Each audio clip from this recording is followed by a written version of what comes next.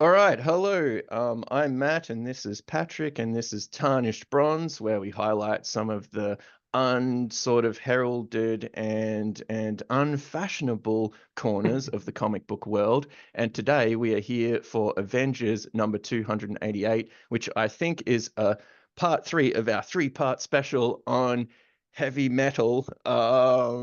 It doesn't star Judas Priest, but it does star a lot of robots. And so, Patrick, where have we left off here? This is a run. This is uh Macchio, Buscema, and Palmer on the inks, and they are taking over from Roger Stern's long Avengers run. And so this is a bit of a stopgap, but it's kind of been a good stopgap so far. So what's been going on?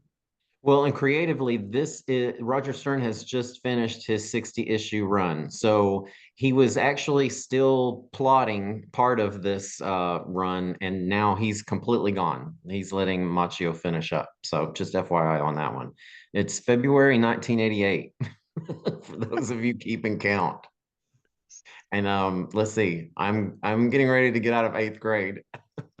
I have not started school yet, but if I was reading comics, I would be pretty jazzed by Namor, that fella in the Speedos. But this George Costanza looking guy in the purple cape, it would be a curiosity to me. And the Conan knockoff with the suit of armor and the sword, who that's not canonical, right? Like he's in some sort of suit right now, or he's about to need a kind of exoskeleton, the Black Knight, Oh, the right? Black Knight. His things are about to get dark for the Black Knight. Yeah. Yeah, his But best our days may be behind him, but that's we'll get to that. okay, and our team leader is in the corner of that cover there, the Captain Marvel, but not as someone who's under 30 may know them, right? I think she's But called Photon now, okay, maybe, yep. maybe, This is or all lost into the Spectrum. mists She's had of a lot. They can't decide what they want to name her, which is kind of sad. But nonetheless, Jim Shooter is probably very upset about it. So what's so going on in this episode? our previous issue ended with the Supreme Adaptoid, who's posing as the Fixer, but we've now realized that he's actually the Supreme Adaptoid, and he's recruited Machine Man to his cause. We don't really know exactly what his cause is yet, by promising Machine Man that he's going to bring back his long lost love, who happens to be Jocasta, who was created to be the bride of Ultron for the people who have scorecards out there. So Jocasta was created by Ultron, I think, with a copy of the Wasp's psyche, I guess. So Um, this all just sounds like gibberish. Is this Jack King Kirby era Avengers? Like, should we know this, or is this Roger Stern? Is this in the recent past or the It's mists in the of? far past. Okay, Yeah. okay. Joe Costa, honestly, criminally underused character, in my opinion. I actually really liked her design. I don't think he doesn't bring her back. Spoiler alert. So she's still criminally underused. Um, but that's the temptation, right? That's the carrot stick he's using. So Super Adaptoid again as the fixer and Machine Man. They're recovering a Kree Century. So and that's what you see here on the cover of 288. This Kree Century was last seen in 1977's Captain Marvel number 49. And this is the original Captain Marvel with the blonde hair and the who has since died of cancer. So the century's been laying around for what the better part of 11 years, and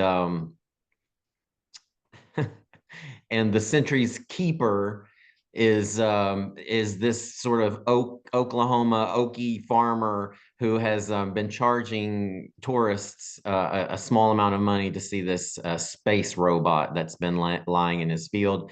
Once the century is activated and walks off, the man is screaming at the century to come back, and why doesn't he respect him for keeping him shiny and taking care of him? Yeah. And the sentry pays no attention and keeps walking on, very similar to the way my dog behaves. Okay. Well, that is good. And I must admit that the rodeo people aren't sort of artistic throwaways. There's a lot of design in there. There's a lot of cartooning in there. They do it does get sold. The monstrosity of this robot does get sold quite well. I kind of liked that scene. Actually, it was, going back to a more wholesome time where, Clark Kent is from the Midwest, right? Like, it's very obvious that we have these celestial beings in the middle of nowhere in the United States. What more could you want from your comic books? You could have seen the largest ball of twine or the Kree Century. So we vote for the Kree Century. And the Uh, Kree, as in the Kree and the Skrulls, right? Like, yes, yeah, exactly. yeah, okay. Yes. For those keeping So score. the Kree centuries, for people who don't know, were left on different planets to kind of keep track of the planet and keep things in line, while the Krees were off conquering other parts of the galaxy, I guess. So they would leave these on different outposts, and this one happened to be on this outpost until he was taken out of action by Captain Marvel. Okay. Yeah, yeah, yeah, yeah. And so this is essentially like a prelate from the Roman Empire, right? They're just there to make sure the Earthlings stay in check. There you go. But obviously Exactly. he's shirking his duty, big time. Yes, by just laying asleep for 11 years.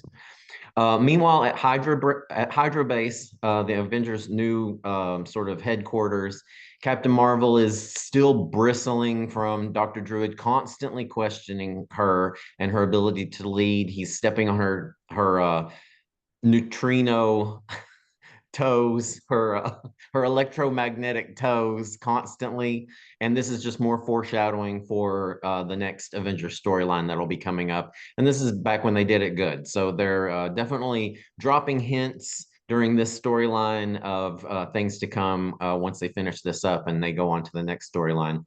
Meanwhile, helicopters are carrying in a newly built Avengers mansion to Hydra Base, which I kind of found fascinating myself. Are they undersea helicopters by chance? Or, that wasn't really thought out by the editorial team, obviously.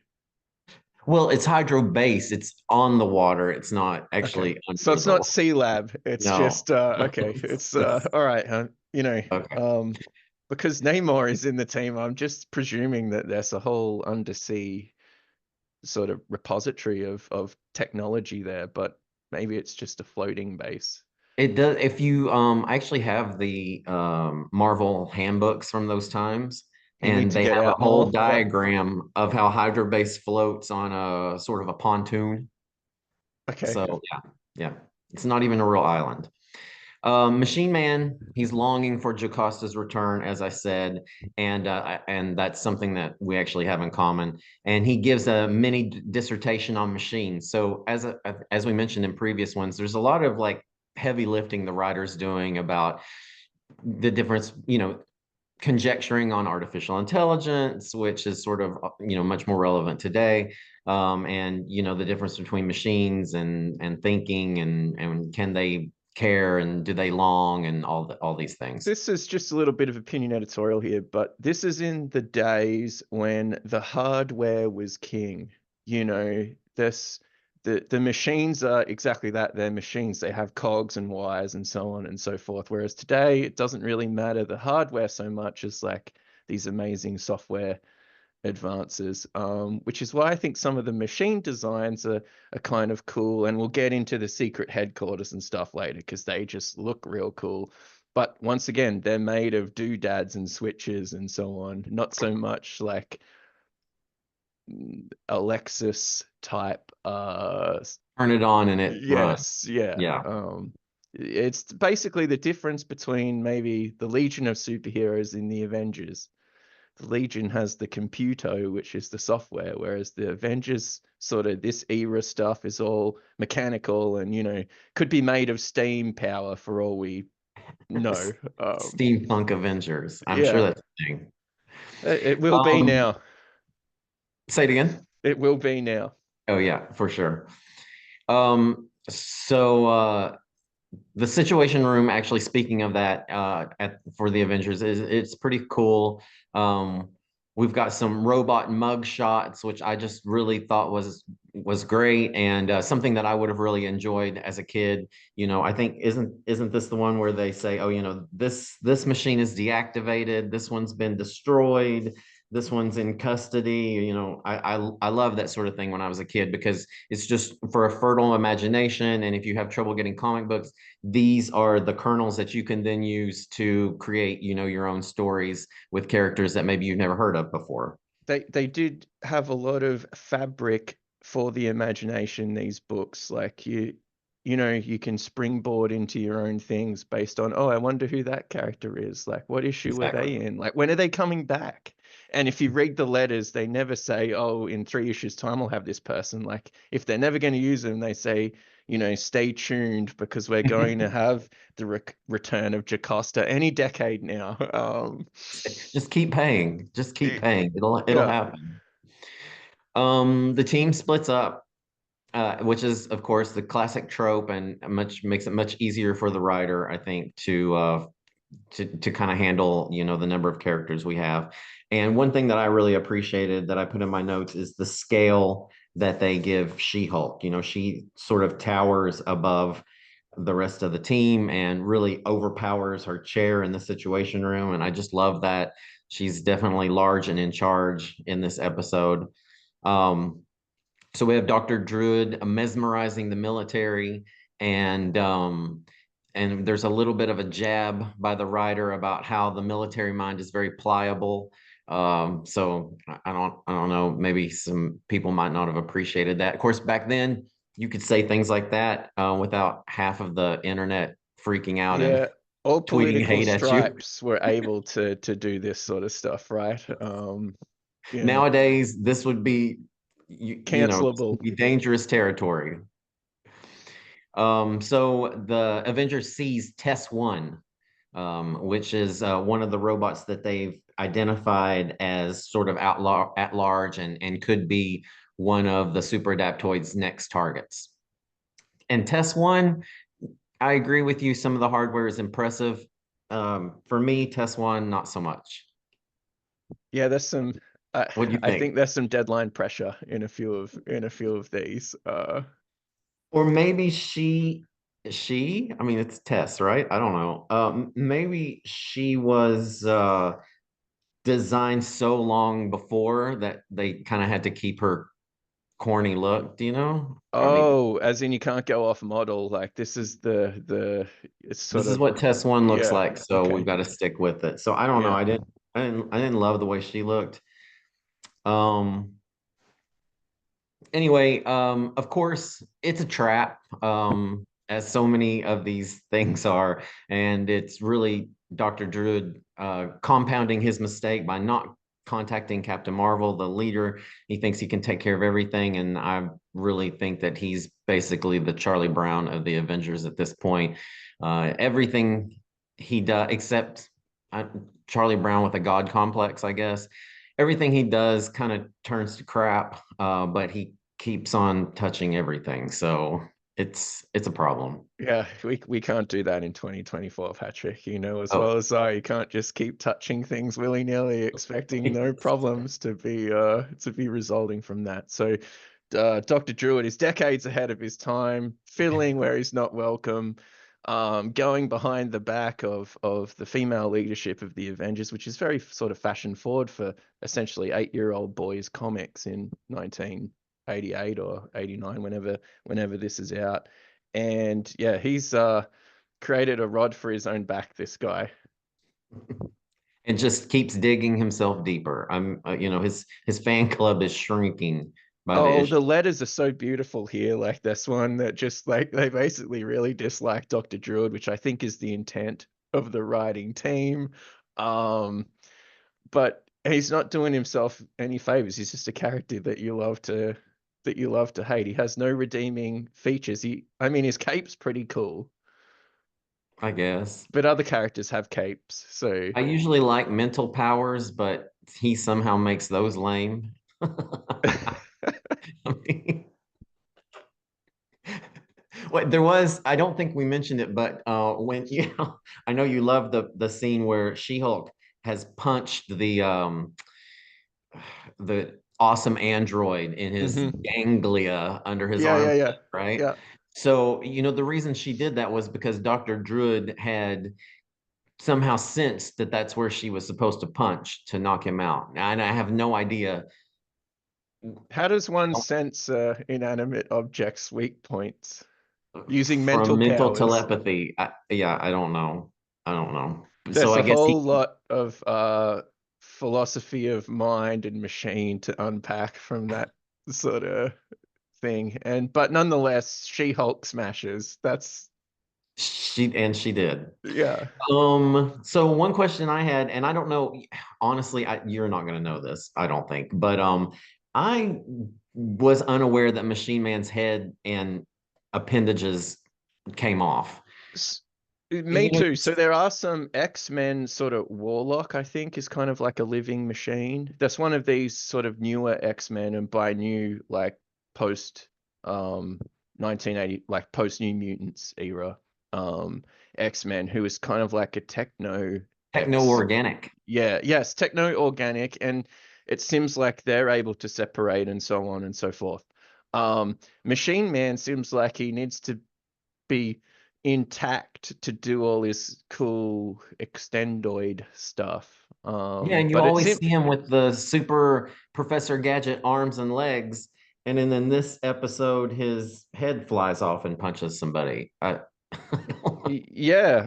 So I think I have a picture of that when we go through our kind of panels later on, and I think that is not a cartooning technique. I think it's meant to be plain straight. Like I think that is what is meant to be happening, but that kind of is abandoned as far as the Machine Man I know in the 90s. Like Well, it and doesn't. and also a new thing from the Machine Man of the late 70s and early Okay. 80s, as far as All I right. know. So, but that's this episode is a or this excuse me, this issue is a little bit of a filler issue, I guess, Yeah. because that is pretty much it. The machines come up with their name of heavy metal, and it seems like it's sort of the whole storyline is a bit of an excuse maybe for Marvel to tie up loose ends with all of their robot characters. That's the sense I got a little bit Yeah. was we've got a lot of the robots hanging out in different places, and Marvel's always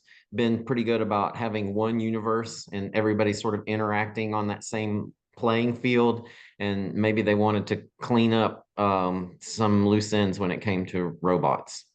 It does But seem like boy, the editorial hand of Damocles is pretty strong here. We'll get into the fact that this is actually the issue where Mark Grunwald, not sure if I'm saying that correctly, is the reason why Roger Stern is leaving the Avengers after how many years. So this is one of the first peeks, like behind the curtain, not at a convention, not on the fan press or the comics journal or whatever, where you actually see the real life kind of decisions behind this. And I think here we have an example of like a mid story lull. Not as much mm, happens in this as what will happen in the next couple of issues, nor the previous ones, which I think took us both 35 minutes to go through. yeah. This one's relatively quick. We do get some beautiful coloring here. I mean, the color palette is really great. The fore, mid, and background shots are really good in these here. Now, do you This recognize this location as a non-American? I presume it's somewhere in some sort of desert hellhole. But if you've seen one canyon, you've seen them all, right? Fair enough. I And think I it may be Horseshoe Bend. I could be okay, wrong. okay, but that top thing I think is Earth. From all of the times that I've seen it from space, I'm fairly certain that is Earth. Telling you, God. Although I'm wondering what this star is that is, sorry, so bright that you can see it with Sol still in the panel. So that's something. Maybe Hubble Maybe it's is a lying lens to us. flare. And I do love some of these. The color palette here is I love the blue and orange. I like the angles that we get. Like Buscema changes his camera angles up. Like this is really hard to draw. Like a isometric top-down view of somebody from a distance without making it look like real weird. Just a lot of things that are giving the story a place.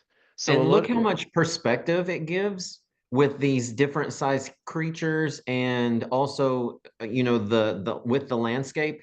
And I don't know how familiar you are with sort of the comics and the art style, maybe in the 60s when everything was very flat and square. And I Yeah. think dimensions and size were so much more difficult. And like you said, the camera angles really weren't there. So it really is impressive how he can show scale and distance in so many different angles. With flat coloring and showing the menace of Machine Man here with no eyes, like, or no, that's a very tough thing to sell, a menacing thing without actual eyes, but he does look stern and serious there.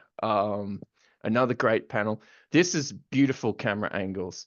You know, I love these muted sort of pastel pinks and blues, which once again, this is a comic book for 8-year-old boys, pretty much. But there's a lot of design elements in it. I love this high-tech array that Druid is looking at. Um, I mean, they did have just regular cameras, right? But the Quinjet doesn't even have a backup camera like my car. no, no, but we do have a beautiful LCD crystal display that you could perhaps play Mario on. And there's something back there. Yeah, There's something yeah. behind us. And look at this thing in the back. Like this cockpit just must have switches and panels up the yin yang. Like it's like a space shuttle. Just And yeah, yet, when anyone needs to drive it, for some reason they are able to. yeah.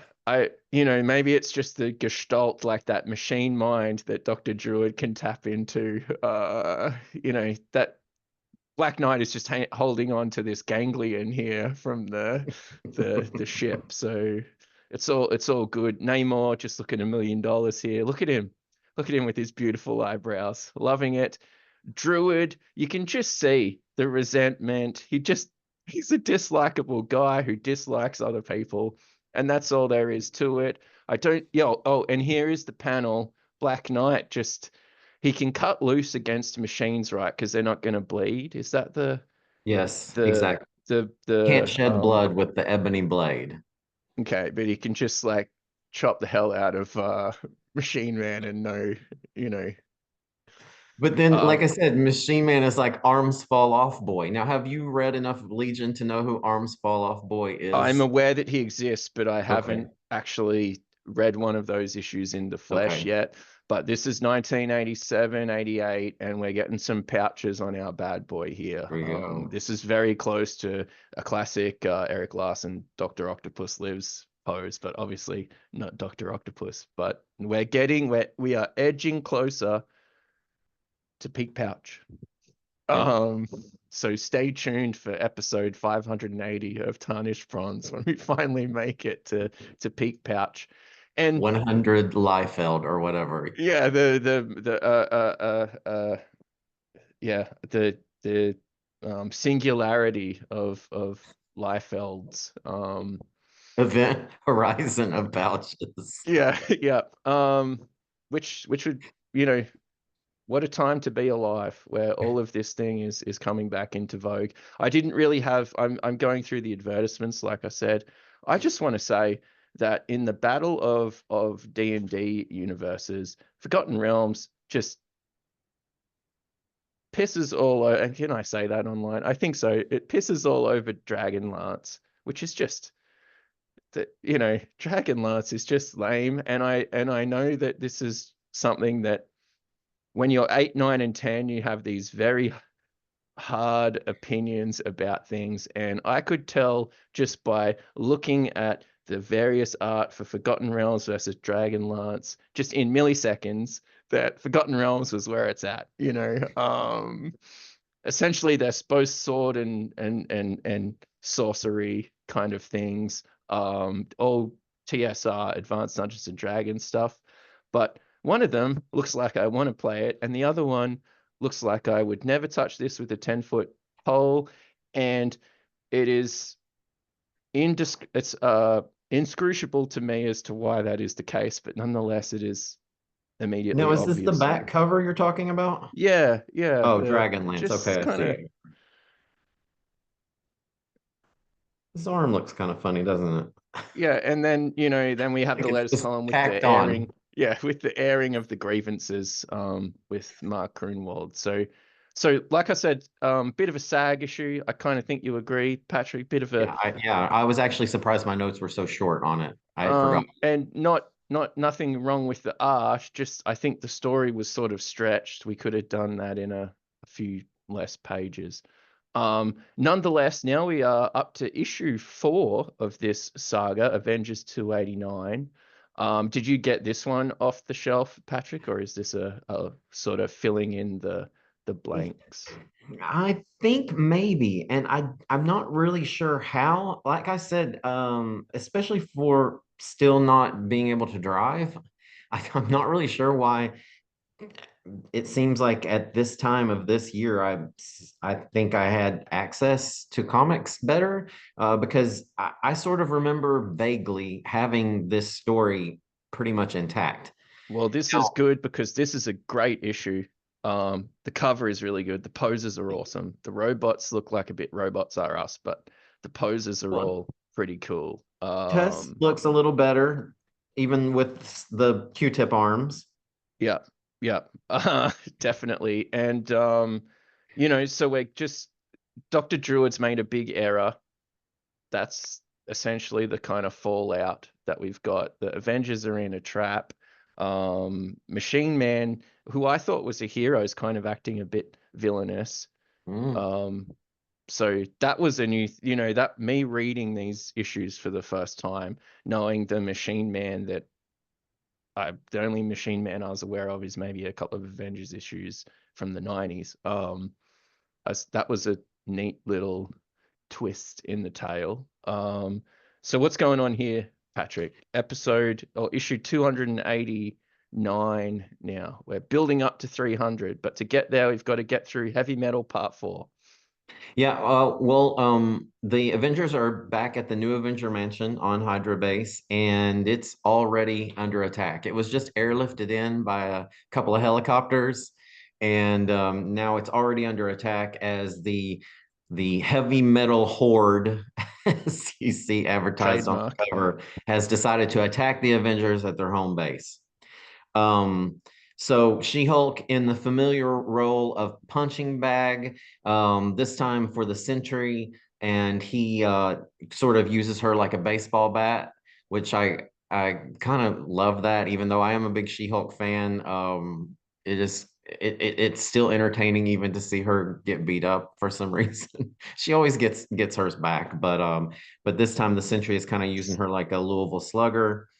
And this is when we first start to see that Machine Man doesn't seem completely invested in this. He's not wreaking havoc as much as his other robot cohorts. And another criminally underused character, this time Stingray, who probably a lot. I don't know what has happened since then because, as you know, I sort of fell out of current comics for a long time. But I don't know if he's even around now, but I love the design of this character. I think he looks so awesome. But he's sort of the keeper of Hydra Base before the Okay. Avengers arrived. So he's still Yeah. sort of a custodian, maybe a super powered butler. And if you absolutely abhor Patrick's comments, please comment in the comments so we can get all What's to potentially not like about that? I love a if you handful hate of Stingray, appearances of Stingray. Yeah.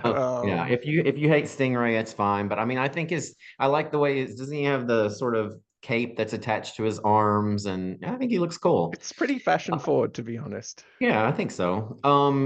And this is when we find out that the cosmic cube is the end goal. So the super adaptoid has been created by a sliver of the cosmic cube, and he wants the entire cosmic cube for himself. And the kids nowadays might know this as the space stone, so So one of this is the not infinity an stones. Infinity Stone yet, right, Patrick? This we are. This is It is an before infinity Infinity stones Stone. were invented, but this has been retconned that the cosmic cube was the space stone. Now, this is where people, if anybody listens to this, will let me get my glasses because I All wear right. glasses too, you all. So Uh, if you didn't hate the actually, stingray, you will hate these comments about the because I could be wrong, but I did my research and I'm almost positive that now the cosmic cube we have found out years later was the space stone, which is one of the infinity stones. I could be wrong, but at this point it's just the cosmic cube, so don't worry about that. I just okay, thought that and was interesting because I'm also one of those people. I'd be a good editor, I think, because I want to know okay, where were the stones in 1979? Who had the Mind Stone, you know? So yeah, yeah, I think that's what it is, but you know, I could be wrong. Let me okay, know. and this is still pre-Infinity Gauntlet, right? Yes, but Okay, but it's not probably even building. It's not even a germ of an no. idea in the comics yet. Okay, The Cosmic Cube had been around for a long, long time. Um, I, I feel like it was probably introduced in the 70s, I think. yeah. Again, I could be wrong. I did not look that up. But anyway, but yeah, the Cosmic Cube is our ultimate MacGuffin, right? I think a few issues ago we had, I mean, we had what, five? Patrick, I believe we were chasing something in issue 286 that I have forgotten what we were chasing. There I was a think there were truck. five of them. Um, I, I What was actually have no clue what is actually going on, but we are nonetheless embroiled in this robot saga. I am happy to go along for the ride. Um, but just go with it? I did think that there was something that it was essential that the Avengers track this Because down, you right? said if there's five of them, then for sure it's a MacGuffin. Yeah, yeah. But sadly, I've forgotten what I even think one of I the have things to. is.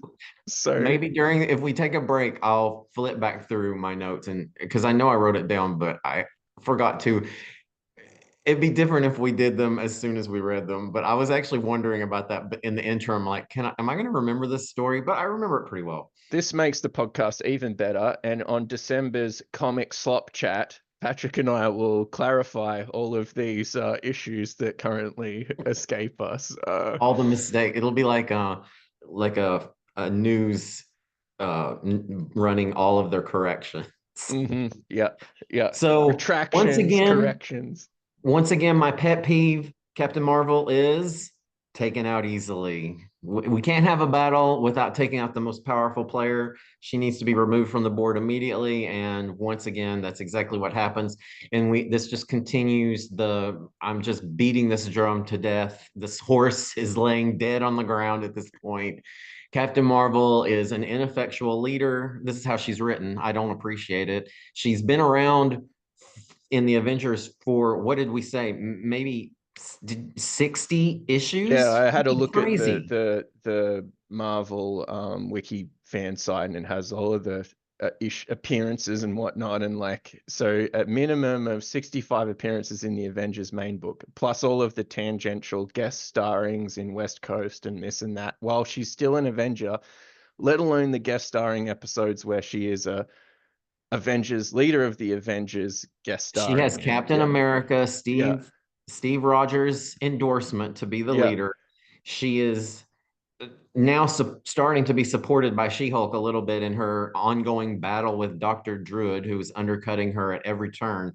But yet, and I understand it, but because the writers don't know what to do because she's a little overpowered. I mean, we don't have Thor, right? We've already gotten rid of some of these heavy hitters that what are we going to do? You know, Thor holds up his hammer and screams some Norse epithet. Gibberish, yeah. Yes, and everybody's zapped with lightning and the story's over, right? So I get it, I understand, but it's just such a disservice to the character when every time a battle starts, she walks up on somebody and is given nerve gas, or she does something else stupid when she could stay in light form and just not be touched by anything, Why right? I mean, couldn't she just be Silver Surfer's apprentice or something? Like, just get her out of there rather than, just get it. you know.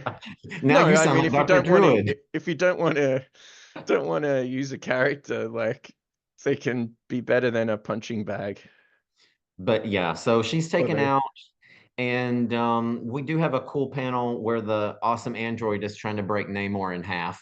And that also sort of reminded me of the using She-Hulk as a bat. So I'm assuming the artist probably came up with these ideas. I think a lot of times the writer maybe doesn't go that deep into how he wants, he says, oh, there's a melee or there's a battle. This Mhm. is what I'm guessing that's the Marvel style, right?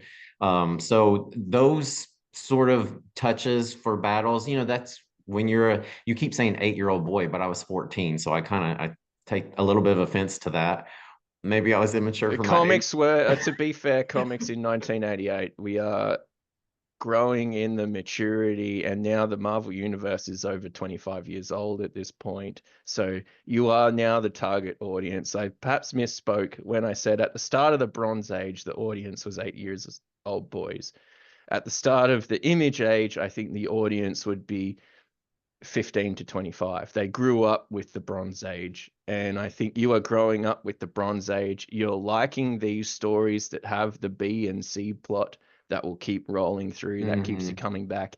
But the MacGuffin of the week or the villain of the week is still putting the bums on seats as far as like And you need that appreciate. battle. You Yeah, need, like the last episode we said was a little bit of filler, the last issue, yeah, but there was still some good battle, right? We yeah. had I don't know which character, one of Oh, the robots stunning ripping the scenery. Quinjet apart. Yeah, Sorry. stunning scenery, stunning fight scenes, just a bit flat otherwise, but not bad. Just we've had so much story in those first two issues.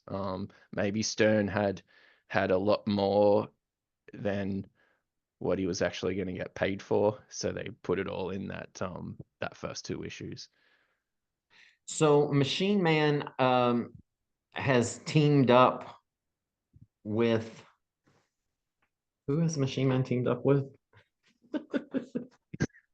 Stingray? Yeah, Yeah. yeah, yeah, yeah. And I was wondering, I guess it looks like they're gonna have a fight, but did you fall for the red herring of his arm coming behind Stingray as if he was going to get him with that? That was a, Well, I reading him as a villain, and I'm reading him as a villain because that's how he was portrayed. So I was happy to suspend disbelief or whatever and go, oh, he's nefarious. he's getting ready to Yeah, grab him from behind. yeah. So that page ends with you really thinking, okay, like, maybe Machine Man is all in on this. Um, so in probably one of the highlights of the issue, Namor decapitates the awesome android, just pops his head right off. He's just a beautiful man.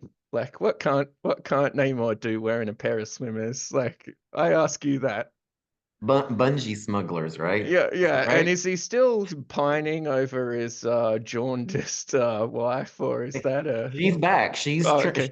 She's been tagging along. She hasn't seen much action, but she's been tagging along.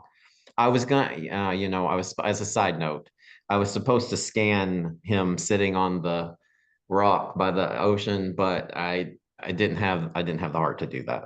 So Yeah, no one wants you to feel all of the feels that Namor has when he's distraught. I couldn't. It hit too close to home. Yeah. So right as Namor decapitates awesome android, Cubic appears. Now I could be wrong, but I think this may be Cubic's first appearance. I don't know about you, but was really chagrined by his design. I was not a big fan. I don't think Oh, this aged well. yeah, this is where we might have a little bit of a disagreement because I Okay. do like the mask and the teeth. There's a lot of emotion that is getting out of the Why does this teeth. robot have teeth? I don't know, like, but I What's he maybe they're chewing? like the digital teeth, it's an LED screen, LED and he's teeth. emoting just through the teeth. Like I do. I'm happy to just suspend disbelief and go, obviously, this robot doesn't need to eat and drink, but he has a hell of a set of chompers. And I think that helps sell his malice as we will get into the next issue, where I think that actually becomes an important part of like this. His malice or the teeth? Well, the teeth sells the Malice. villainy. Yeah, I think. Okay, we'll see. Yeah. I'm just kidding. But I, it does seem like he's missing a trick with he's missing a trick with leg day. Yeah. yeah, and he's all white. I don't know. I just he's just kind of boring to me. I don't know. I didn't really like it. But for those who don't know, he is the mature form of an entity that was incubated with the cosmic cube. And if you're confused, so am I. Yeah, yeah. It'll be a future storyline, but there's lots of hangovers from these 10 fill-in issues essentially that are like never referred to again. I don't know that I would incubate my offspring in a cosmic cube apparatus, but like be my guest. At least their dentition will be good. That's But he looks a little bit like he's did not get his polio vaccine. yeah, Let me yes. just can I say that? Yeah, Is that I think so. insensitive? I no, I mean I think that in this day and age, if you have post polio syndrome, you're either 180 years old, in which case good luck to you, you've survived this long, or You're too you're in old to some hate sort of me on horrendous Twitter. dictatorship and civil war is causing you to have these illnesses, in which case You I probably don't don't know have what you're internet doing on access. YouTube. Yeah, you probably don't have internet access, so Yeah. we're probably But safe. I'm sure that if you want to be offended on behalf of all these people, the comments is a great place to do it. I think Mitch McConnell had polio. Well, there's hope for us all. So this episode, this issue, wraps up with the super adaptoid absorbing the power of Cubic, who is basically an omnipotent manifestation of the cosmic cube, I guess, and he declares himself the master of all reality, which that's actually what I am aspiring to. That's kind of what I want to be Okay. when I grow up, Yeah.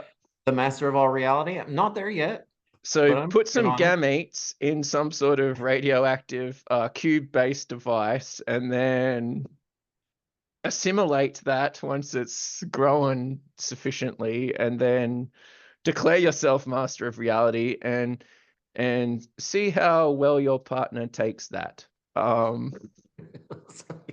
Yeah, I mean, if you can't achieve supremacy in your domestic arrangements, then the The entirety reality of may be one it, step too far. yeah. But nonetheless, that is a good MacGuffin for you to chase, Patrick, for the rest of your life.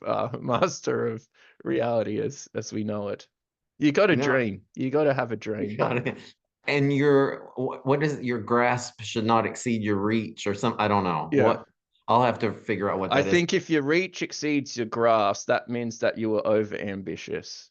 I Oh, think okay. that's That the, then that yeah. may be the case for me in Okay. this You case. know, I'm but introspective enough to admit that. And you know what? I'm just looking at Cubic's teeth here. Well, this isn't Cubic. This is now the super adaptoid who now looks like Cubic. I mean, honestly, this is something that even if you had it as a kid, maybe once you had all the issues, you'd have to reread them because the super adaptoid is always looking like someone besides the super adaptoid. And now he looks like Cubic, but he's not Cubic. And to be what's honest, on my read, I did not get that nuance that they were sort of so entwined. I thought they were kind of teaming up, but not a they didn't reach unity or whatever. well, and I can explain this. I do remember this part. So, like I said, the super adaptoid had a sliver of the cosmic cube that was used to create him, and that's why he could take on the powers of different heroes or villains. And then the cosmic cube is obviously the bulk of that sliver of him. So because he had that connection, that kinship to Cubic, he was for some reason able to then absorb all of his power. I mean, the concept of it makes you think, did you really think that that was the way it's very much like Dr. Doom absorbing all of the Beyonders powers, right? In Secret Wars. Okay. Yeah. Yeah. Yeah. Yeah. It's like, Yes. do you really think that that worked, or do you think maybe the omnipotent being just like maybe let you think that? But we don't know. We don't know. Yeah. It's to be discovered. I've got a few comments. This is my favorite issue so far in this Yeah. four-part series. I really like it. There's 5, 6 panel grids, but even those have some great art in them. So it's not reading dated to me. That's all that 6 panel grid stuff is like how dated do these comics feel? What I'm interested in is there's some codes there's some codes for the different things going on in their ship and the different alarms and stuff. And I'm wondering if Roy Thomas and Stan the Man are keeping those consistent across like the 30 years of Marvel history, like, or if you know um the big editor in chief shooter is gonna like knock you down if you have like the wrong little code. I think that's one on page 12. Um, yeah, so I'm not going to keep a tally of how many different codes we have for various scenarios, but that always wonders me. Just so we're getting into I was full, hoping you like, had this. beautiful. Look at these hands. Look So at, like, good. so this is still Fixer, but he's not Fixer. But anyway, he's pretty proto Image Comics here. Um, if Buscema still has some stuff that he doesn't really want to draw superheroes, but he draws clothing very well. But he also has this kind of apparatus which is pretty cool, pretty techy. I must admit I really do like this splash page. There's some other stuff here. You were saying the scale of She-Hulk, and then you see the scale of these robots and the swinging around. Like, I mean, he really does sell it. Really good stuff. You know, the the Android triumphant. I do really like this panel. I'm not a misogynist, but like No, it no, is I a love great, She-Hulk, but yeah, it is a great, she yeah, she's they're cool good. even when she gets beat up. They're good, visually arresting. Once again, beautiful coloring. Look at this first panel here, the orange. It's really selling that this is a computer. He's looking at a screen. I love the effect of Captain Marvel, and it goes all black and white when she's doing her photon powers or whatever, or going into the light stream. This is something that Liechtenstein could blow up, charge $1 million for it, and not give any credit to Buscema. And another beautiful, just beautiful panels. There's 6 beautiful panels here, each one in the Image age, which this is all, Tarnished Bronze is kind of getting what was the secret sauce behind that comics boom. A lot of it was like making these panels the page. But Buscema does 6 of them all in one page. Just astonishing, the craft in this. Like, so for you, Patrick, you like seeing the wanted posters of all the robots. I love seeing the tech and the environment in which these characters interact in, and my imagination would run wild as to what kind of a world do they live in. And I think they call it cassette punk now, but this is kind of like that classic, I've if never the heard that phrase. I if the love that. future was cassettes instead of the future being what we perceive it now. Yeah, just really great stuff. This is, I think, the Namor thing. Look at this down, up, down motif. Beautiful color palette. Once again, this is 6 panels. This guy is putting all of this on just one page. Just really good stuff. This is the best paced episode, I think. There was maybe too much in those first two. This one has the right amount of stuff in it, I think, I love Patrick. the And use of the powers. So Namor going underground and then coming up yeah, underneath his foe. That's just great. yeah. And popping the head off so that the body floods with water. Just so cool. Like, just really cool. This is not what Underwater World looks like. This he's missing the parallax error, I think, with the hand and the body. But that's just me nitpicking because I'm a 40-year-old man. Um, this is amazing. It is exactly what it says it is. We have like a view of both above and below the water. It's just phenomenal stuff. Oh, and there you see the Hydra-based pontoon that I was Okay, talking oh, about. okay. So this is why I thought it was underwater, because I thought this was the thing and not the support Yeah, apparatus. that's the Because I was support. like, would their base be on these rocks here? But that's just the sort of understructure that is this island. Anyway, we're reading way too much into a thing that is soon to be dissolved, right? But spoiler alert. And then that brings us, dear listeners, to the climax of heavy metal. Um, Avengers, is it? It's two Avengers 290. It's a hell of a good one. They have US agent on the cover. No, they don't. It's Captain America. But in his non-government issued outfit, and everyone is there. They're all imprisoned by the cube. So do you think that cubic has something to do with these cube-based prisons Well, and his cosmic cube upbringing? well, I think exactly. Well, that's a super adaptoid on the cover. He's not looking like cubic like he does actually in the issue, but so that you weren't confused. But yeah, if you thought the first couple of issues had maybe a little too much exposition, boy, you're in for a treat for this one. Okay. So like I said, It's a my lot. 289 is my favorite so far. Is this gonna achieve the climax that we all are yearning for, Patrick? I don't think so.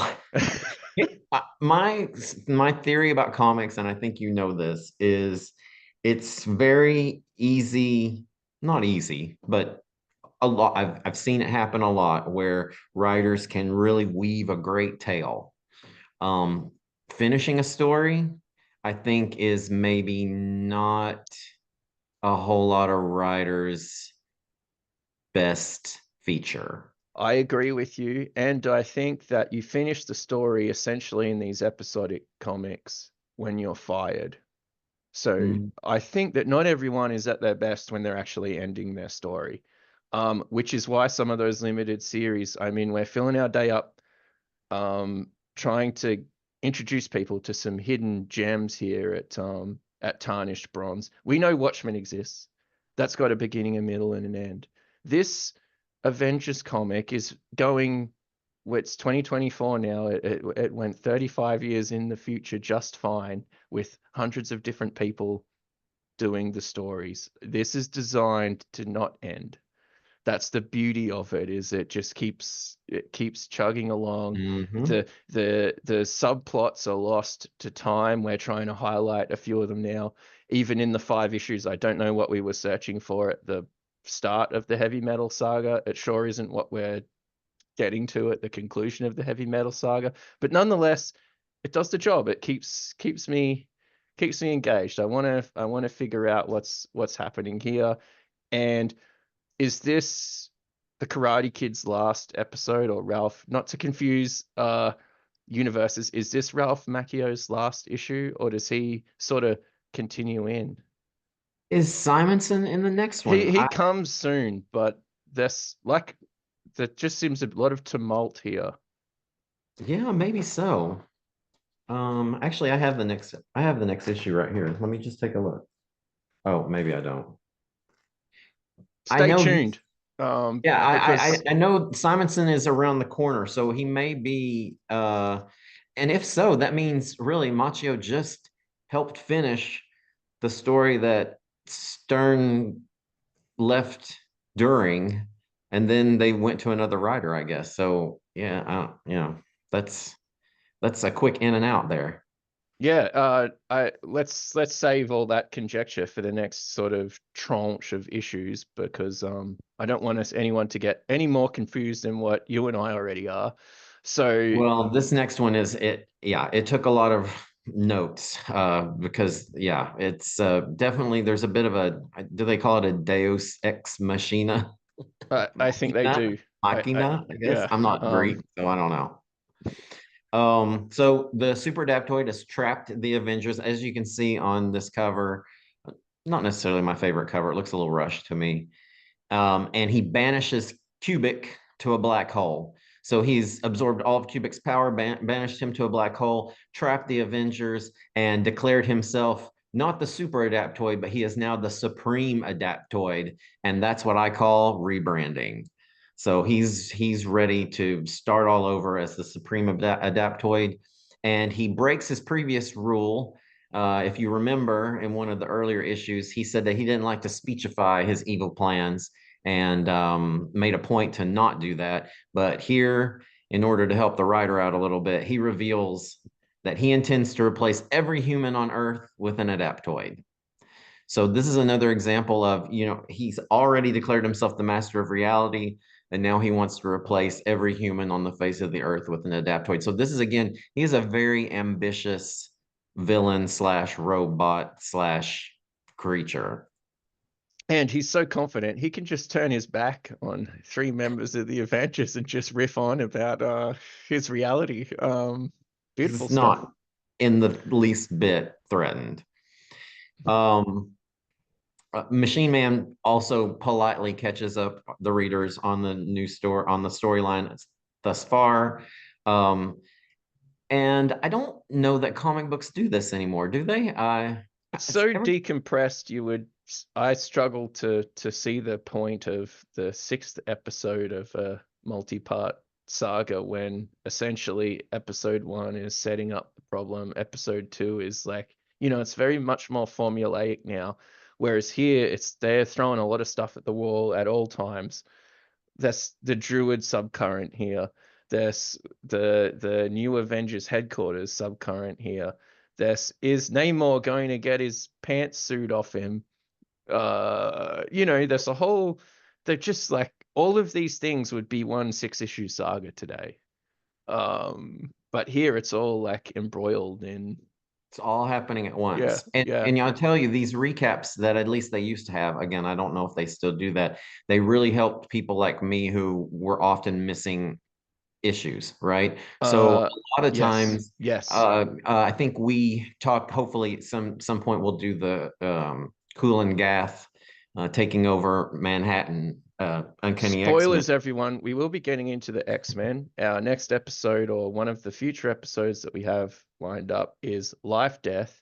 And right now, one of the things I like about it is every single character has a little internal monologue about what their powers are, just to catch up all those 8 to 12-year-olds who haven't been reading yet. And you don't even know it's happening if you know who these characters are, because it's still the X-Men, and they're beautifully drawn, but it doesn't harm the entrance for a new reader. And I think that's the main thing. These recaps, they don't hurt you and I. We just kind of, oh, okay, it's comic books, but they do allow that jump on point in every single issue. And I'll Um, tell you what it does is even when you fill in the gaps, you were like, oh, I actually knew what happened. I have to say that sometimes it makes the filling in the gaps a little bit anticlimactic because the recap was so good, right? So I yeah, only had yeah, one of those Cool and Gath issues when I was a kid, and I love that story so much. yeah. And when I finally I had the second one, so I had the end. But Oh, I you were got the building up big when time. Yeah, yeah, so yeah, when I yeah, got the first one, I was like, oh, this is great. And I loved reading it, but I was also like, oh, I kind of already knew everything that happened. yeah, So, yeah. so anyway, Captain Marvel is finally able to reconstitute her physical form. So that's great. Because like I said, she's been off the board for really 5 issues, but she's still too weak to use her powers. So she's Sad. still useless to us. Yeah. Sad. And has any character ever been so powerful and yet so totally useless? I'm hard The pressed to think Watcher. of one. There you go. There you go. But he has Like, a reason. yeah, I Did guess she take an oath? he's just a cosmic window licker. Like, Did she take an oath to be completely helpless? I don't think so. no, I don't think she's had an oath. That's a hell of a MacGuffin, though, to have an oath that one must break in order to be an effective character. That would be I feel that that's an underutilized trope. We get a very intellectual allusion to Henry Kissinger's Years of Upheaval and the domino effect, which is a reference to, I guess, the spread of communism in the 50s and 60s, where the United States government felt if one government fell to communism, then it would create a domino And effect, and then all the other countries in the region would also become communist. And I I would be thought that was, remiss. I'm sorry. I would be remiss if I didn't mention Mr. Peter Story, who was my history teacher in year 9 and 10, and we learn about the domino effect And, that was a big part of being Australia, being all the way with LBJ. Now, why don't you tell the listeners, Patrick, what the B in LBJ stands for? Baines, right? Bastard. Oh, shut up. Oh, I was afraid you were going to ask me something. And, my family, as you know, is from Australia on my mom's side. And it's amazing to me how much my family, now they're smart people too, I have to say. Hmm. I'm not saying that about me, I'm saying that about them. But how much more US history Australians often know than Americans. So I'm pretty good with US history, but I was afraid you were going to get me there. But I was just trying to just inserting gags is what I do no in this seriousness. podcast because like none of this makes any sense. If you haven't been reading comics and you're trying to make sense of all of this, Patrick and I are trying to help, but really it doesn't make any sense. Um, we have this guy who's been incubated in a cosmic cube and merged with some other android fella, but nonetheless has feelings, yet is a machine.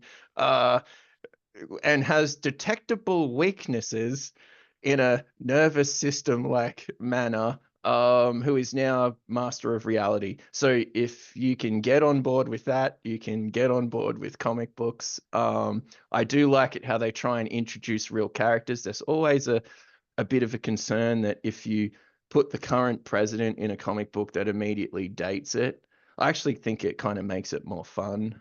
You've got it especially in the Marvel universe where it is set sort of on Earth.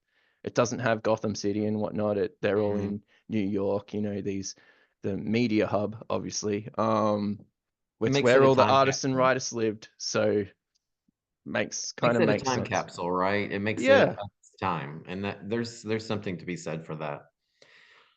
So the Avengers are trapped in their cubes and they're bouncing around. And dominoing.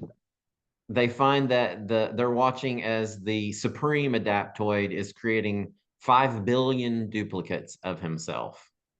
And I was just amazed, honestly, that 40 years ago there were only 5 billion people on Earth. And then that sort of horrified me because what we're closing in on 8 billion. And then I probably just closed the comic book and rolled over and went to sleep.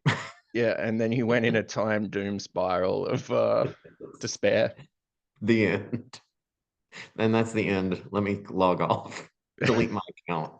Yeah. Um, so yeah. Anyway, I'm also, as you know, I've been reading, well, I just finished Brave New World and Brave New World Revisited, where Aldous Huxley discusses the the worry of what overpopulation can cause in terms of authoritarian rule and Hmm. whatnot. And in the 50s, their estimate of what the population would be was grossly understated. So yeah, it's scary to read what people, let's say 60, 70 years ago were worried about, and to think about how much further we are than what they had even anticipated in their fears. So anyway, but that's another podcast, right? So great. The world is worse than what we could have ever imagined. So what I do admit is I wish my dystopia was the original Blade Runner one where it's just kind of rains a bit much. Even in Los Angeles, it sort of looks cool. Everyone is eating, ramen. Looks kind of fun. I could live there. Like apparently it's a dystopia. Doesn't seem too bad. You should Um, move to Seattle. No, I'm just kidding. then you get the Blade Runner 20, the new one or the newer one, and everything is just a hellhole. Not as fun a dystopia and way less ramen and no trees. Very sad. So you're not for the Fury Road, Mad Max, Australian Outback dystopia. Um, maybe if I was palling around with Mel Gibson, it would be okay. But yeah. Back to the story. We've got Black Knight and Dr. Druid showing up, and they're attacked by adaptoids, um, which Black Knight cuts in twain, but then they're captured and put in cubes with the rest of the team. And suddenly we flash to the black hole in the Andromeda galaxy of all places, where Kubrick is waxing poetic about some particular physics nonsense that was just sort of beyond me. I haven't had physics since 1991, so I'm a little bit behind. I think probably I've the rules of physics have probably changed since then.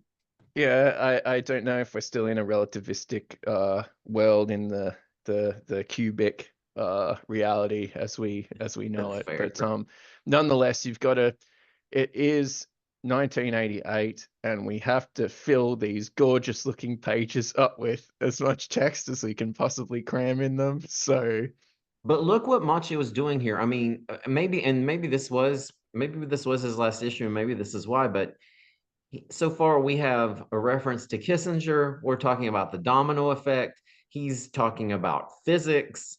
I mean, he's working overtime, he's and a Renaissance man. He's yeah, and like not really just wanting to write comic books. I'm sensing like no, he he's wants to be an smuggling this essayist. stuff in. Yeah, Yeah, I don't know how he got away with that. Just to be honest, like I don't know. When you're a kid, a really young kid, and reading comic books, right? Those things you kind of skim over. It's like when movies nowadays have adult jokes that the kids don't completely get, so that the adults will take their kids to see the okay. movie and they're entertained as well, right? But there's a lot of that in this. I mean, It's a lot of verbiage, yeah, a lot. um, and I don't think that that was advancing the story. That was just kind of meant to sort of hype him up, like, oh, he's so monstrous that the rules of physics are just a plaything in his mind. Yeah. He could have just said that the rules of physics are a plaything in my mind. Also, I'm the master of reality, but I digress. Cubic returns to Earth because he is not pressed at all by the Supreme Adaptoid sending him to a black hole. I mean, he just snaps his spindly, pointy finger and he joins Captain America, as you said, in his non government issue, Togs, looking very much like US agent. And enlists him to his cause because Kubrick has decided that the Supreme Adaptoid needs to be stopped. And we're lucky for that, right? Because we need some help in overcoming this guy at this point. He's pretty much all powerful and he's got all of our heroes in boxes, literally. Yeah, yeah. Um, Incidentally, what did you think about Captain America's new look? And do you think that it might have been inspired by, Spider-Man's all black look? Is this where we're getting to Oh, the noir side of comics where everything's black and dark? And do you think uh, that had something to do with it? Were they I trying think to this is a make couple him? of years post Dark Knight. The Batman movie hasn't come out yet. The black and white boom is kind of like still going on. Um, Frank Miller is excellent. Frank Miller pastiche, maybe not so much. Does that sort of make sense? And I'm not sure if like I think the black Spider-Man outfit is cool. I Hmm. like it as the thing that becomes Venom, and I think that's a big retcon, by the way. But that is a cool way of giving Spider-Man back his old outfit. But hey, we're still going to keep the black one around Hmm. because and we can use it and abuse it as is our want. Um, but I actually think that for some reason I quite like this costume, and I don't think it's because it's like the secret agent sort of. I don't think it's down to just being the secret agent style thing. I think it's visually cool. That triangle stripe is kind of something maybe that I thought was from the future when I first saw US agent in late 1994. Does that does that make Hmm. sense? So I've got a lot of mental shortcuts that I'm doing looking at this US agent guy because when I was a kid, Spider-Man's outfit was the red and blue one. So that was not meant to sort of I didn't put two and two together until you kind of mentioned it, to be honest. I feel like Um it's right around the same time, right? Because I guess Spider-Man, his black costume was maybe 85. So I guess there's some time has passed, but I was like, why yeah. don't just put everybody in black, right? I don't know. Yeah, I mean it does work for those uh I always liked the X-Men when they had the black and they still had the gold, but whenever they would draw them in silhouette, they would do it in black and not the blue and gold, which I always thought looks dumb. Even though blue and gold is obviously a classic color combo. Uh, yeah, I like the blue and gold better. yeah, When they did I think the New Mutants, right? So they were black and yeah. yeah, I think when they started. So I don't know, some fashion designer who is listening to this needs to comment in the comments about what they think about that get up. yeah, do we like boots with the 70s style little swashbuckling cuff hanging down? I always thought those. Everyone wants to be a pirate, Patrick, Yeah. including Captain America. Captain America demands that Cubic send him to join the Avengers. And so Cubic erases his short-term memory so that he doesn't know that he's even interacted with Cubic and teleports him to Hydra base where he's immediately imprisoned in a cube. So thanks, Cubic. I mean, you're really helping a lot. I'm really glad that you came back from the Andromeda Galaxy black hole to help us out here. That is a pretty crummy out of the frying pan into a fire, right? Like, oh, I escaped a black hole only to be in this box, sad. So Cap tries to trick the Supreme Adaptoid into facing him. He says his original programming demands it, but instead the Supreme Adaptoid sends a run-of-the-mill Adaptoid to do his job. So he says, I'm not going to sully my hands with you. And Captain America fights the Adaptoid and gives this impassioned speech about the limits of AI, which seems especially prescient today. Yeah. The limits of AI. And we were talking about this, what is it, 40 some years ago? Yeah, Interesting. it's garbage in, garbage out, I think is the phrase. Exactly. Um, Dr. Druid expands on Captain America's thought process and tells the Supreme Adaptoid that he lacks the imagination truly required to have free will.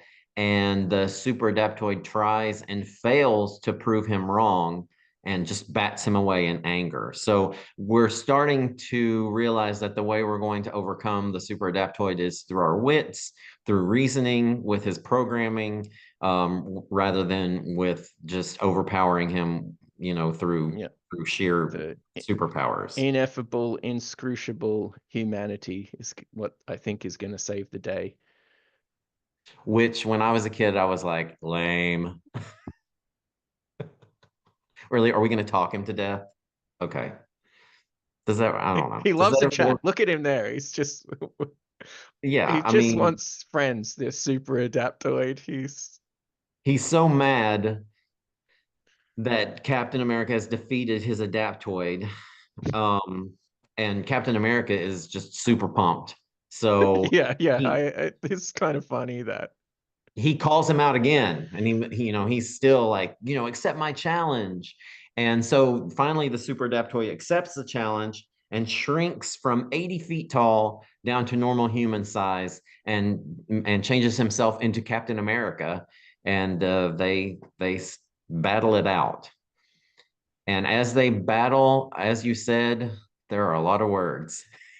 Captain America gives an impassioned speech about the power of strength of spirit and saying, quote, life's brevity makes it precious beyond understanding. And I do have a story about that. I'm definitely one of those people who didn't really understand that even as an adult. And I think that concept actually was sort of explained to me by my spouse, and in a way when I was in my 40s that I really finally got. And I'm still sort of don't get it completely maybe, but I always thought, oh, like I love my dog. I want my dog to live forever. And people say, but if things don't have a finite lifespan, then you can't love them as much as you can love them if you know that at some point you'll lose them. And to me, I would kind of scoff at that and say, yeah, but you don't know me because I could definitely love it as much, you know.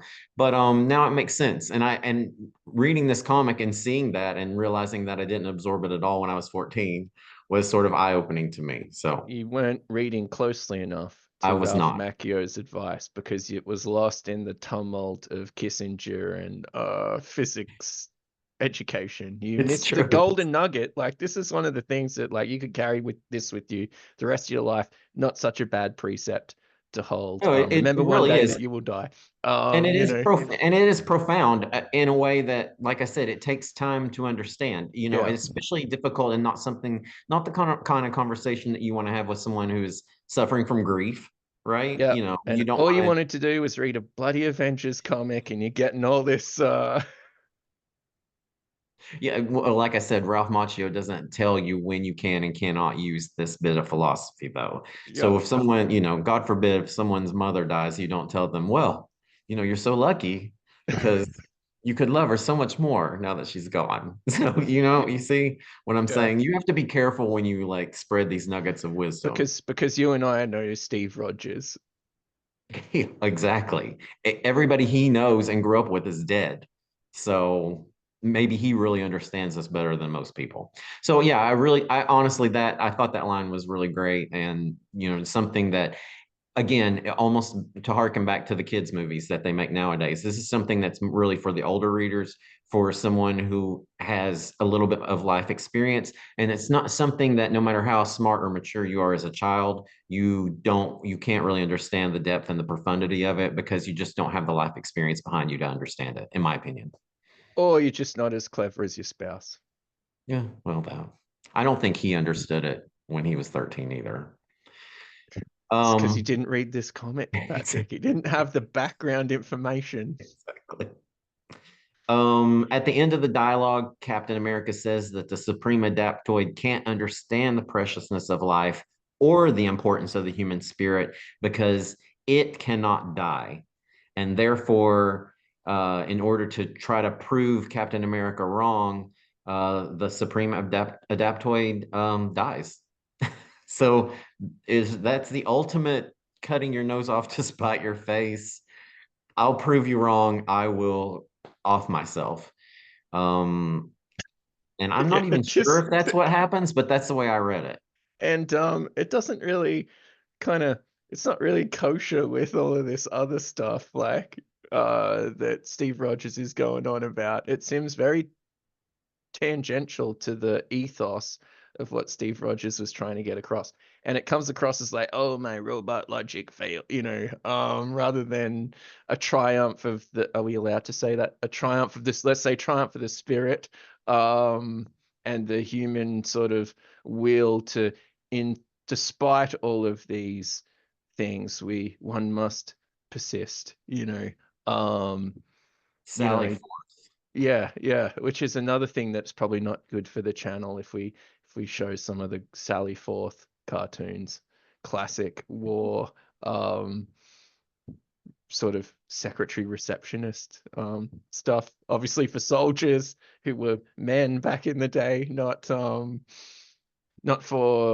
not safe for work. Let's put it that way. But Sally Forth, if you're interested in that sort of stuff, great cartoon strip. Um, so But did yeah, we learn anything? Did we well, find the five things? I really want to look up really quick what the five things were because I'm so curious now. I mean, you can cut this out, right? No, wait. This is the kind of down to earth slop chat that Tarnished Bronze will be famous for. On air live research by Patrick. You can see the beads of sweat forming as he tries to type I into got it. Google. The five Okay. things were the robots he was trying to get.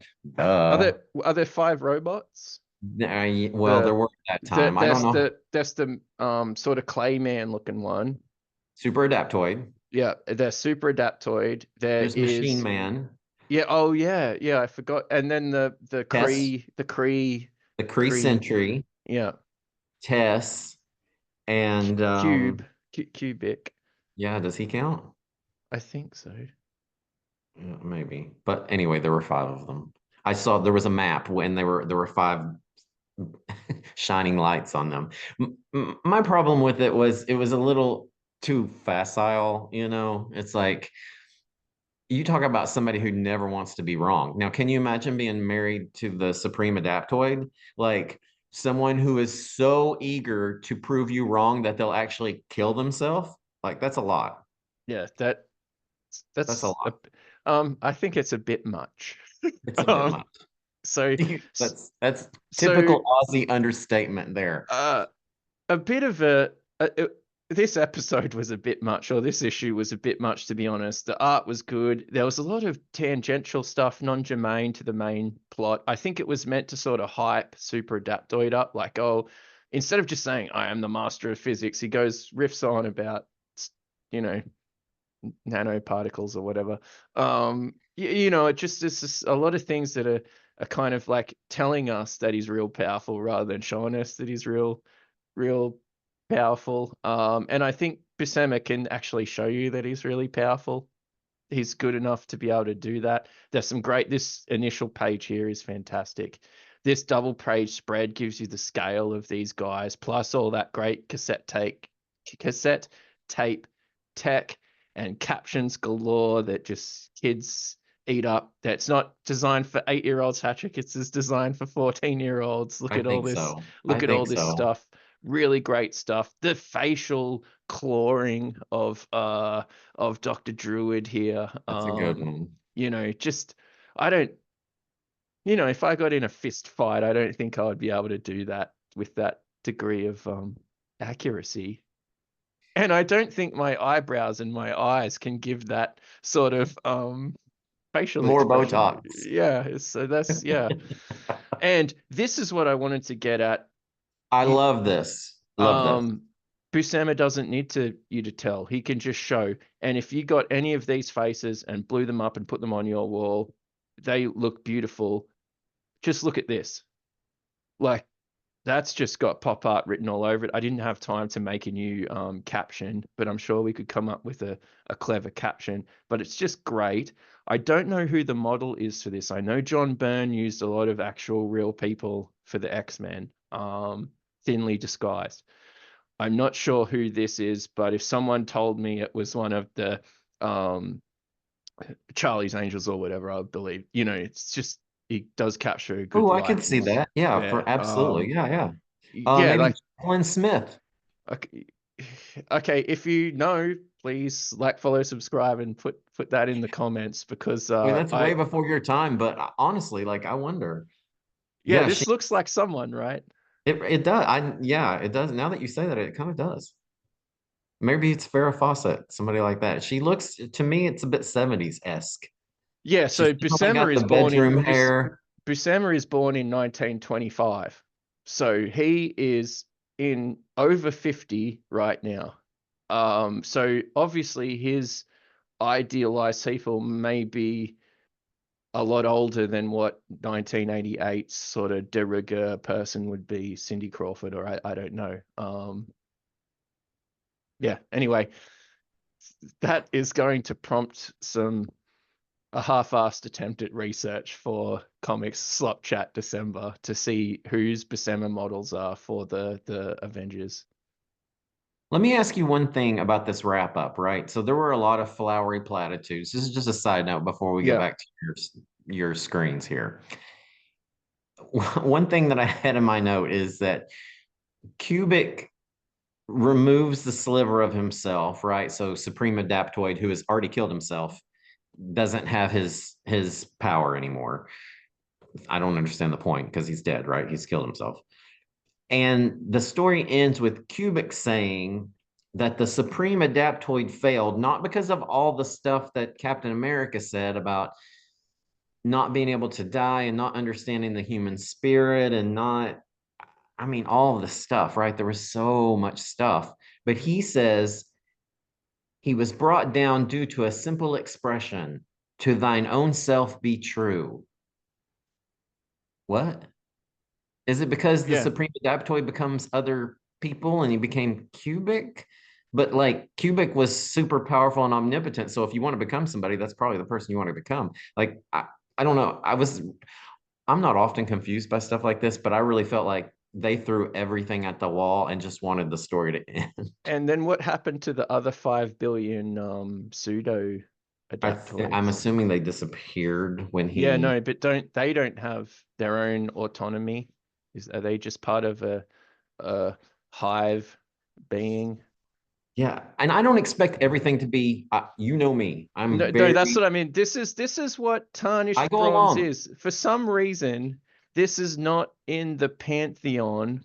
Like, don't get me wrong, heavy metal, very, very good. I really liked, especially like even this has some great art.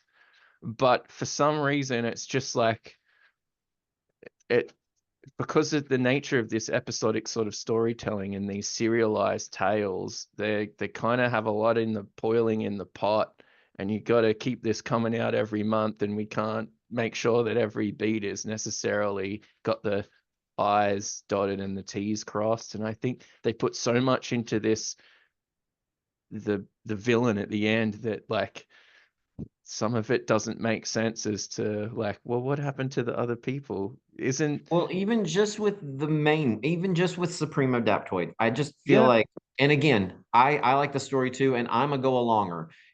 Entertain me. It's fine. I'm not somebody who nitpicks things apart, but because I was taking notes and because I was really trying to understand it so I could speak on it, I did the ending did confuse me a little bit. And like I said, I feel like maybe if they had sort of written out the text and just maybe edited it a little bit more to make it a little bit more clear of what are we actually trying to say? Are we trying to say that AI is by default inferior to humanity, which seemed to be one of the themes, right? And Yeah. that's why. But then what does that have to do to thine own self be true? Because he's AI. So to be true to that's I don't know. I feel Yeah, like so it's a little bit silly because, like, is Dr. Druid allowed to be true to his best self? no. No, I just that's No, not the lesson that like the anyone answer is is. no. Yeah, it does seem that that is not the lesson that you know, the despite everything, humanity persists is like the Steve Rogers kind of Yeah. thing, right? And then what Cubic is getting out of this is not that. No, I don't think they But were on the same but page. nonetheless, he is verbar like this is all written by the one author, might I add. But nonetheless, in the comic, this is come across as that is what you should have gotten from Steve Rogers, which is Yeah. uh, which is where this is sort of falling apart, which means that it's not quite up in the pantheon for me, although it is in that second tier of like this is burnished bronze. They've got their Bronze Age story tropes and they're polishing them up to the best of their ability. And it does help that Buscema is there doing a lot of the lifting of all of this stuff, and Macchio is sort of riffing on about, his college classes that he probably recently came out of. But the core of this is great, and I am a person like you. I'm signing on to the Avengers and comic books in general to be entertained. If I learn something or if I learn something about myself, that's a bonus. But that's very, very rare. Few books can actually do that. Few books can do that. Few films can do that. But nonetheless, it must entertain, and I think it does.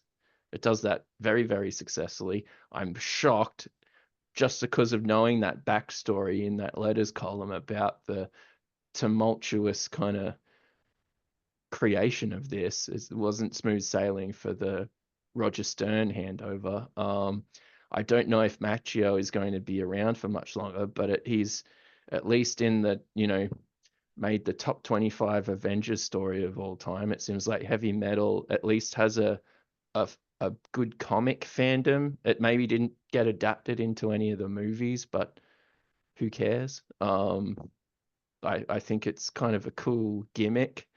Um, yeah, Patrick, I'm really pleased that you dug this out. So full disclosure, Patrick is responsible for Mhm. choosing this little mini arc. And I think, Patrick, we're going to persist with this interregnum period of the Avengers, right? We have you spoilers, Walt Simonson is going to write this very soon. Mhm.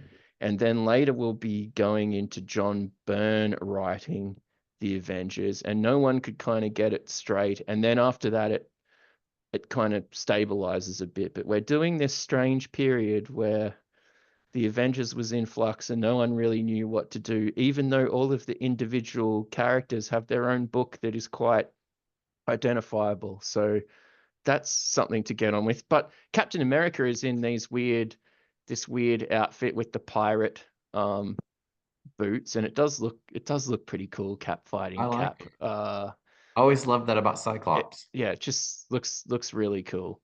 Um, and I just think that yeah, I did not expect to like this story arc as much as I did. If I was a 10-year-old, I think I would keep, if this Yeah. was in my first 10 comics that I ever bought, or one of these issues was in my first 10 comics I ever bought, I think I would still be getting comics when I was 11 years old, for example. And Patrick, obviously, you were already into comics. So are the Avengers now something that you're sticking with, or Oh yeah, I still okay, like, for this the lineup had changed, and so this wasn't necessarily my favorite lineup. Obviously, not a big fan of Dr. Druid.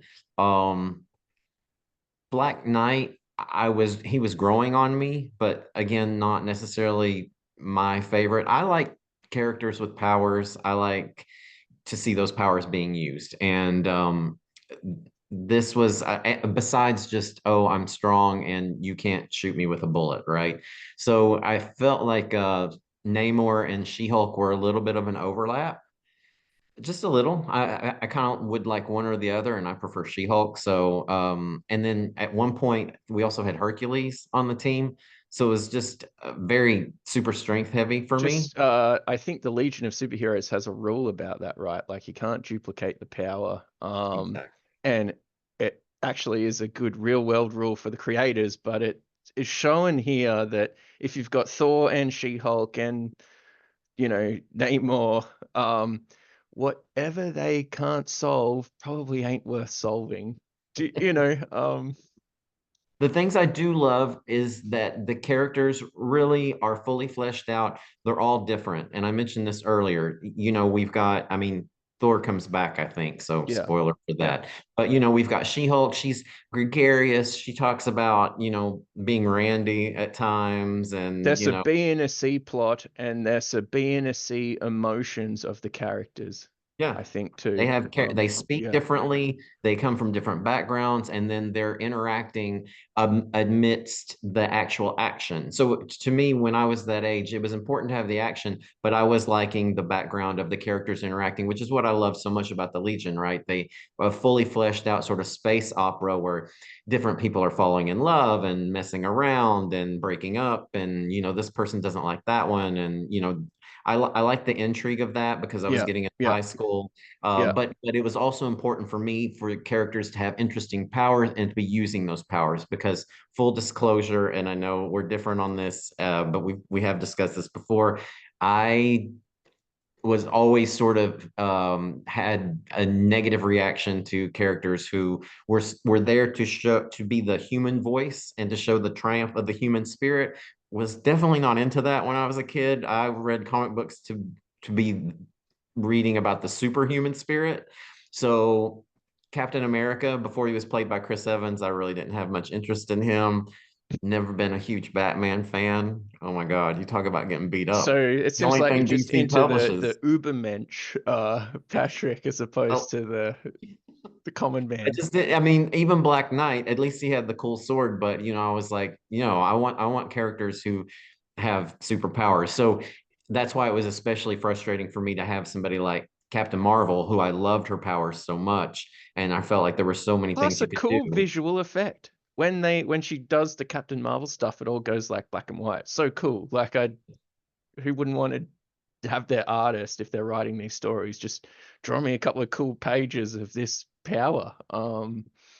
It's a That's one thing the Legion, I think, not to go back to that, but that they were able to do a little bit better, in my opinion, at least during this time. So the Paul Levitz years is have characters with a lot of powers and let them use them without just sidelining them immediately. You know, So you have full someone like dis yeah, full you have someone disclosure, like Patrick and I will be covering some Legion stories at some point. So go on, sorry. yeah, well, you know, you've got someone like Element Lad, right, who can change the elemental composition of anything.